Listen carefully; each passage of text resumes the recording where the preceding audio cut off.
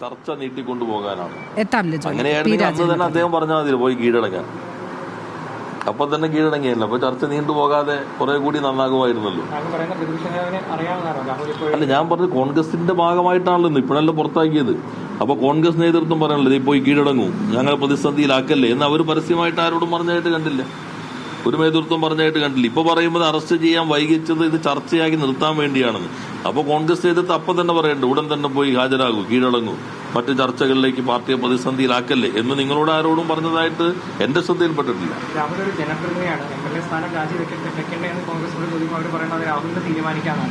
അല്ല, അതൊരു ഇപ്പൊ ഇത്രയല്ലേ അവർക്ക് പറയാൻ പറ്റുള്ളൂ. കാരണം ചെയ്യേണ്ട സമയത്ത് അവർക്ക് ആ നിലപാട് സ്വീകരിക്കാൻ പറ്റിയിട്ടില്ല. ഇപ്പോൾ ജനങ്ങൾ ആ നിലപാട് പൊതുവെ സ്വീകരിക്കുന്നു. കോൺഗ്രസ് നമ്മുടെ നാടിന്റെ മുൻപിൽ വല്ലാതെ തുറന്നു കാട്ടപ്പെട്ടിരിക്കുന്നു. ആ സന്ദർഭത്തിൽ ഇതൊന്നും ചെയ്യാതിരിക്കാൻ പറ്റാത്തൊരവസ്ഥയിലേക്ക് കോൺഗ്രസ് എത്തിയെന്ന് മാത്രമേ ഉള്ളൂ. ബാക്കി കാര്യങ്ങളെല്ലാം അന്വേഷണം മുന്നോട്ട് പോകട്ടെ, നിയമപരമായിട്ടുള്ള കാര്യങ്ങൾ ആ വഴിക്ക് മുന്നോട്ട് പോകും. ഇത്രയും ഒരു സാഹചര്യം കൂടി വനിതാക്കൾ പലരും അത്തരത്തിലുള്ള സമീപനം രാഹുലിന്റെ ഭാഗത്തുനിന്ന് ഉണ്ടായിട്ടുള്ളതെന്നുള്ള വെളിപ്പെടുത്തലുമായിട്ട് പുറത്തു വരുന്നുണ്ട്. പക്ഷെ അതിന് ഇത്രയും വെയിറ്റ് ചെയ്യേണ്ടിയിരുന്നിരുന്നു? അങ്ങനത്തെ ഒരു സംവിധാനമോ അതിനെ പരാതി പറയാനുള്ള ഇടമോ അവിടെ ഉണ്ടായിരുന്നില്ല എന്നുള്ളതിനൊരു അതിനേക്കാൾ പ്രധാനം ഇപ്പോ അങ്ങനെ പറഞ്ഞവർ നേരിട്ട് ആക്രമണം സമാനതകളില്ലാത്തായിരുന്നു. ഇപ്പൊ ഇന്ന് തന്നെ പറവൂര് ഇവര് പറയുന്ന വിതുമ്പിക്കൊണ്ടാണ് ഇത് പറഞ്ഞത് കൊണ്ട് ഞാൻ നേരിടേണ്ടി വന്ന ആക്രമണം എന്നുള്ളത് ഒരു വിതുമ്പൽ നമ്മളവിടെ കാണാൻ കഴിയുന്നുണ്ട്.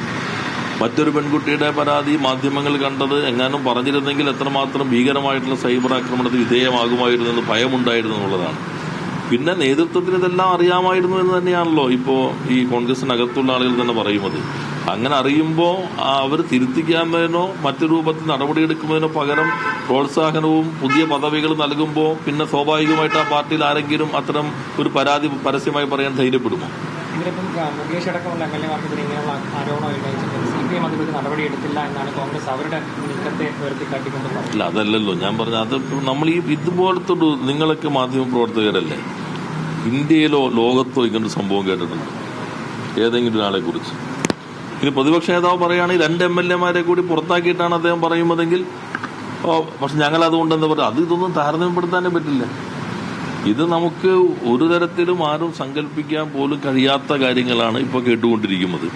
അപ്പോൾ അതിൽ ഇങ്ങനെ ലളിതവൽക്കരിക്കാനും പൊതുവൽക്കരിക്കാനുള്ള ശ്രമം യഥാർത്ഥത്തിൽ ഈ പ്രതിയുടെ കുറ്റകൃത്യത്തെ ചെറുതാക്കി കാണിക്കാനുള്ളതായിട്ട് മാത്രമേ നമുക്ക് കാണാൻ കഴിയുകയുള്ളൂ.